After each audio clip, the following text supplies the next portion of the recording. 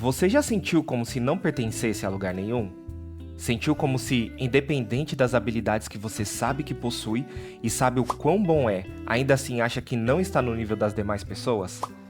Não é timidez, não é falta de confiança, é uma coisa mais profunda. É olhar no espelho e não reconhecer o que os outros dizem que vem.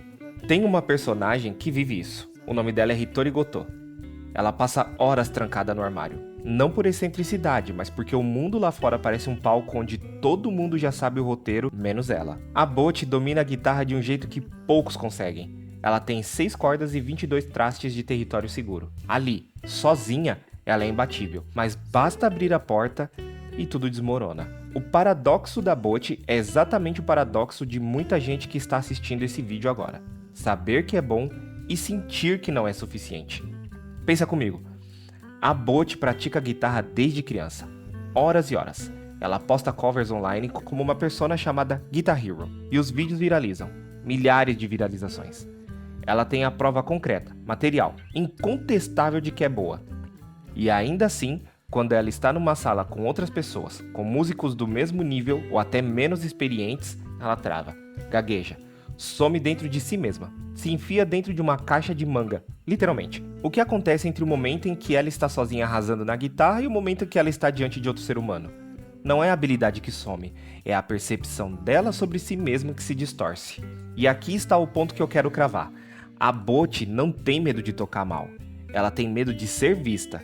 Porque ser vista significa ser julgada, e ser julgada significa arriscar confirmar que aquilo que ela já acredita secretamente sobre si mesma, que ela não pertence. Mas tem um detalhe que muda tudo.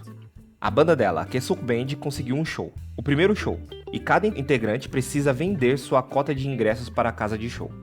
A Bot foi para a rua com uma pilha de tickets na mão e zero ideia do que fazer. Estava apavorada, sozinha, no meio da calçada, invisível para o mundo, afundando na própria ansiedade. Então aparece uma garota, mais velha, baixista de uma banda que já está na cena há tempos. Meio maluca, daquelas que carregam uma garrafa de bebida na mochila como se fosse água. Presença magnética. Ela chega de ressaca, pede para a Bot comprar um monte de coisa para ela na farmácia, reclamando da vida como se fossem amigas de longa data. E depois de atormentar a pobre da Bot com sua ressaca alheia, ela para, olha para a Bot encolhida e em vez de dar um conselho genérico e ir embora, ela conversa, escuta o medo e entende. Depois de entender, ela decide, vamos tocar aqui. Aqui e agora. Ela pluga o baixo e deixa a Bot improvisar. Mostrar o que sabe, enquanto dá suporte. Preenche os espaços, segura a onda, sem ser tutoria. Não é caridade, é parceria. Uma música que não existia 5 minutos antes ganhando corpo na calçada. A Bot não decidiu enfrentar o mundo sozinha. Alguém estendeu a mão.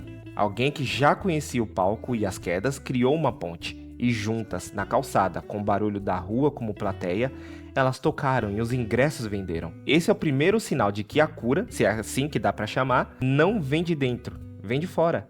Vem de alguém que decide sentar do seu lado no chão e tocar com você. A psicologia tem nomes para isso. Síndrome do impostor, viés de autocrítica, ciclo de comparação.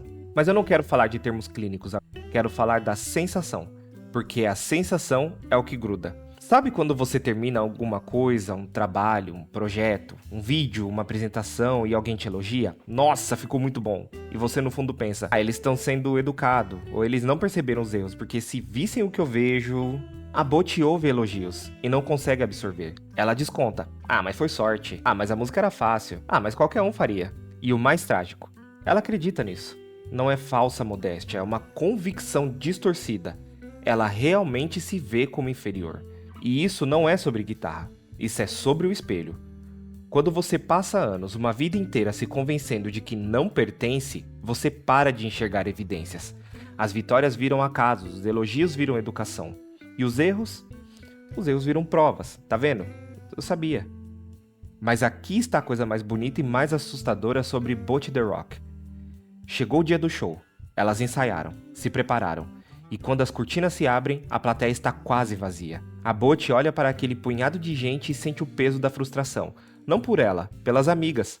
A Nídica que batalhou por aquele show, a Ryu que compôs as músicas e a Kita que mesmo sendo iniciante se jogou de cabeça. E é nesse momento, nesse exato momento de frustração, que algo muda. A Bot fecha os olhos.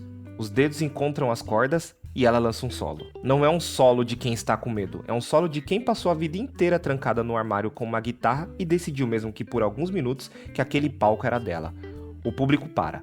As conversas morrem, todos os olhos se fixam na banda, mas especificamente nela. E o que acontece depois é quase mágico.